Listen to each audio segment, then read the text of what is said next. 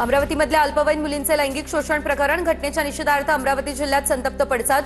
अचलपूर परतवाडा शहरातील बाजारपेठ आज बंद राहील। सर्व पक्ष आणि सामाजिक संघटनेकडून अचलपूर परतवाडा बंदचा निर्णय घेण्यात आला।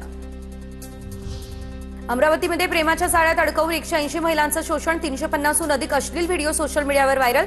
आरोपी मोहम्मद अयाज मोहम्मद तन्वीरला 21 तारखेपर्यंत पोलीस कोठडी। या प्रकरणामध्ये आणखी एका आरोपीची देखील वाढ।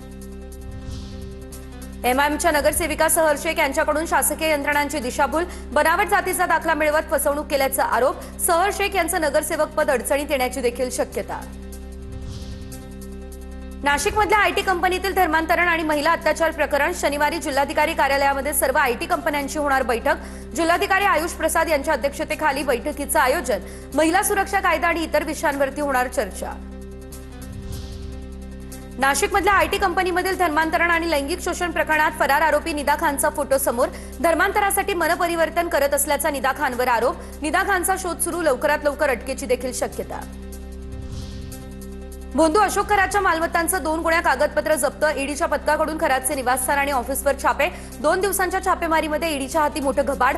खरातसोबत आर्थिक व्यवहार केलेल्या अधिकाऱ्यांची ईडीकडून चौकशी होणार।